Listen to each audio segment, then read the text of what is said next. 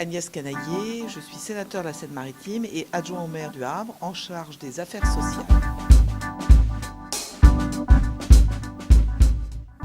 Oui, alors, pour agir sur la vie politique, il y a quand même plusieurs moyens. Et le premier moyen, c'est l'élection. Il est clair que nous vivons dans une démocratie représentative et donc, résultat, la base du fonctionnement de nos institutions est celui de l'élection régulière en fonction de la durée de chaque mandat. Donc, les Havrais, comme n'importe quels électeurs, ont un premier moyen, et pour moi devrait même être une obligation, c'est celui de participer à la désignation de leurs représentants.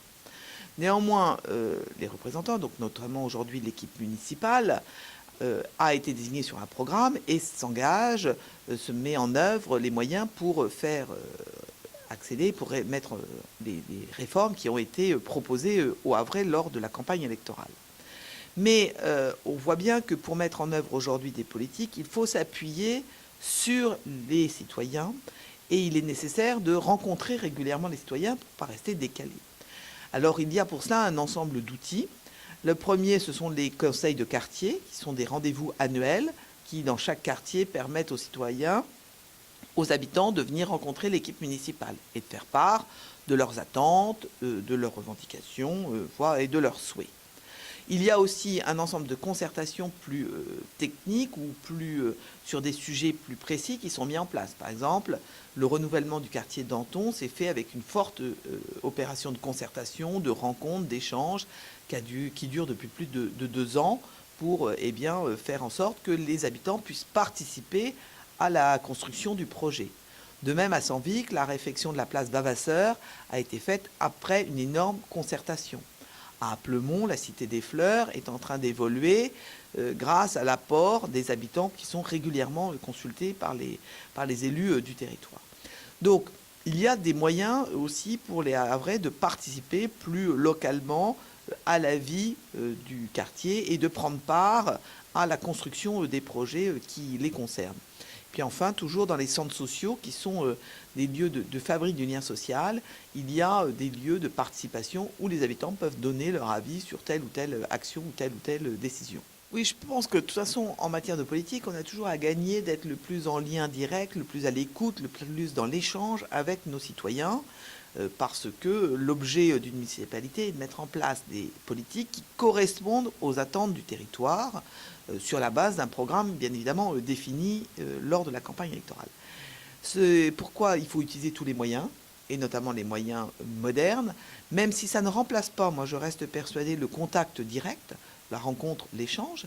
C'est la raison pour laquelle, outre les réunions de quartier, il y a des permanences, des audiences qui permettent de rencontrer directement les élus. Néanmoins, les moyens effectivement numériques modernes permettent et sont des moyens qui permettent aussi aujourd'hui d'avoir des échanges plus étendus, plus directs avec certains types de populations. Ce n'est pas ouvert à toutes les populations, donc ça permet de toucher d'autres types de populations qui sont plus habituées à gérer ces outils. Oui, je pense que malheureusement, il y a un certain nombre d'électeurs et de citoyens d'ailleurs qui ne sont pas forcément des électeurs parce que, ils ne sont pas inscrits sur les listes électorales, ils n'ont jamais fait la démarche, qui sont en dehors du jeu politique parce qu'ils ne s'intéressent pas à la vie politique, ils ne s'intéressent pas à la vie collective.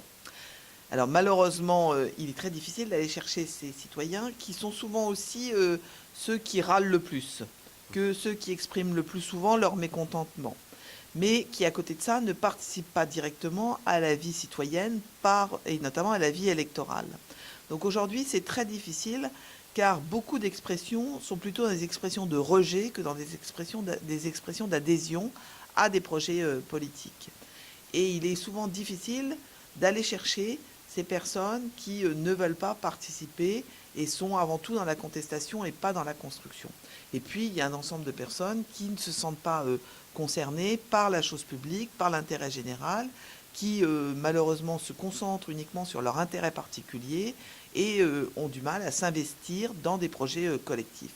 Et pour cela, quand bien même il existe de grands modes et de nombreux modes de concertation, par des voies les plus innovantes comme le numérique, par les voies les plus traditionnelles comme le rendez-vous, comme la réunion de quartier, c'est vrai que ceux qui n'ont pas la volonté de s'inscrire dans le projet collectif, dans le projet commun, dans le projet social de la ville du Havre, eh bien, il est toujours très difficile d'aller les chercher. Il est clair que ceux qui se sentent pas, qui se sentent exclus parce qu'ils n'ont pas à la fois les ressources, parce qu'ils n'ont pas accès forcément aux institutions, parce qu'ils n'ont pas accès aux services pour X ou Y raison aux services publics, ceux-là sont en marge et ont du mal après évidemment à participer à la désignation des représentants et à participer à la vie politique, parce que leur combat n'est pas celui du combat de l'intérêt général, c'est leur combat personnel, c'est leur combat au quotidien pour pouvoir bénéficier à la fois des moyens de subsistance et des moyens d'existence. Donc ils sont plus centrés sur leurs problématiques personnelles, ce qui est compréhensible, que sur des choix politiques d'intérêt général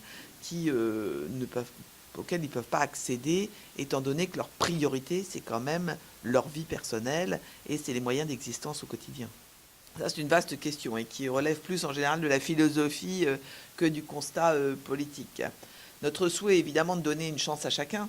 C'est le but d'une collectivité et d'une collectivité publique, donner une chance à chacun et surtout aider ceux qui sont le plus dans le besoin. Il est évident aujourd'hui qu'il y a des personnes qui ont des plus grandes difficultés que d'autres. Néanmoins, je pense que quand même, aujourd'hui, le système social français est accessible pour tous. Le système éducatif français est accessible pour tous. Même ceux qui sont le plus en difficulté ont les moyens d'accéder à la connaissance, d'accéder à l'emploi et d'accéder au minimum de ressources sociales qui permettent d'exister. Je pense qu'aujourd'hui, la plus grande inégalité, elle est avant tout familiale. Malheureusement, on voit qu'il y a des enfants, il y a des personnes qui vivent dans des environnements familiaux qui sont plus porteurs que d'autres. Quand bien même la richesse dans la famille, la richesse financière n'est pas là dans la famille. Ce n'est pas qu'une question de richesse financière, c'est avant tout une question de portage et d'environnement familial. Et il y a des familles dont l'environnement n'est pas porteur et plutôt destructeur pour l'enfant.